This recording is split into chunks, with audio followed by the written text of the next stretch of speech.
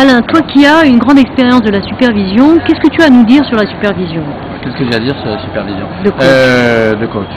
Un des problèmes, je vais commencer par le problème, c'est que la supervision de coach est presque une obligation. Autrement dit, un coach qui veut faire voir à ses clients qu'il est compétent, va dire je suis en supervision, et il va presque s'inscrire à des supervisions pour pouvoir dire au client qu'il est en supervision. Autrement dit, c'est comme une obligation. À supposer qu'on dise que les gens soient obligés de faire leur développement personnel aussi et autres, on va voir des gens qui viennent à des groupes et qui ne sont pas motivés par autre chose que leur image publique, alors que ça devrait être quelque chose qui ne soit pas une obligation. Donc je suis contre l'obligation de supervision. Par contre, je suis pour des gens qui viennent en supervision parce qu'ils veulent se servir de la supervision comme un tremplin pour avancer et vont être motivés pour vraiment travailler sur eux-mêmes. Il faut faire attention à cette motivation au début. Donc je trouve, à la limite institutionnellement, au lycée et ailleurs, que c'est presque dommageable de dire que les gens sont obligés d'être en supervision. Parce qu'on va créer de mauvaises motivations, alors qu'il faudrait qu'ils viennent en supervision pour eux-mêmes et par eux-mêmes, parce qu'ils en ressentent le besoin et qu'ils vont mettre vraiment de l'énergie pour avancer. Cette différence fait souvent qu'à la fin d'une supervision, les gens ont vraiment fait un travail, ont vraiment avancé, ou pas du tout. D'accord. Et quand ils avancent? Alors quand ils avancent, c'est que vraiment ils viennent pour eux, ils mettent de l'énergie pour eux, ils se fixent leurs objectifs et ils avancent pour eux. Et finalement, en salle, la supervision en coaching est presque un accompagnement de gens qui veulent grandir et qui se mettent dans des contextes pour y arriver. Ouais.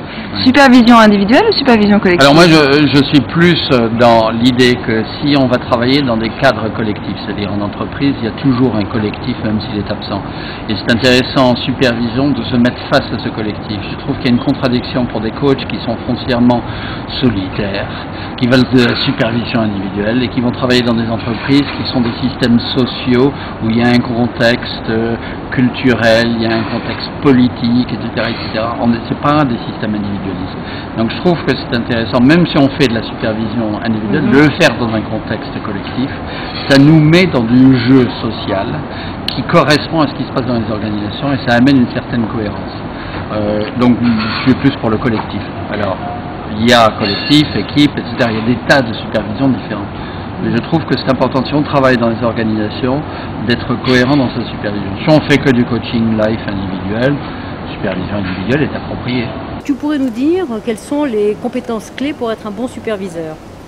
Bon, a priori, je dirais c'est de l'expérience, bien entendu, mais je dirais plus qu'une expérience, c'est savoir aussi lâcher son expérience. C'est-à-dire, c'est un peu la définition d'un maître dans le coaching, d'un maître coach, c'est-à-dire c'est quelqu'un qui connaît toutes les techniques et autres et qui peut superviser là-dessus et accompagner là-dessus, mais qui peut aussi accompagner les gens pour dépasser ces techniques et rentrer plus dans leur savoir-être. Donc la supervision, c'est vraiment centré sur l'accompagnement du savoir-être dans le développement des gens, il faut y être passé. C'est pas la supervision pour moi un métier n'est pas sur le savoir-faire du métier, c'est le savoir-être dans le métier, accompagné par le savoir-faire. Okay. Enfin, Alain, qu'est-ce que tu donnerais comme conseil à quelqu'un qui veut se faire superviser? Comment trouver un superviseur? Alors, faut faire le marché. Il faut écouter, demander aux différentes personnes ce qu'ils en pensent. Souvent, les gens vont vendre leur propre superviseur comme le meilleur, donc il faut en écouter plusieurs. Et à mon avis, il faut choisir aussi une supervision dont la forme correspond à ce qu'on veut faire. On m'a dit si on veut faire que du coaching téléphonique, c'est bien d'être en supervision téléphonique, parce que la forme va véhiculer des choses qui se passent en relation téléphonique qu'on ne va pas avoir en groupe et de visu. Si on fait que du coaching individuel avec des gens qui sont auto-prescrits du coaching, autrement dit c'est leur propre maître et ils payent de leur poche. C'est intéressant d'avoir une supervision individuelle et payer de sa poche et être dans le même contexte. Mais si on travaille dans un contexte collectif ou équipe, c'est intéressant d'avoir une supervision plus systémique qui correspond à une équipe, etc.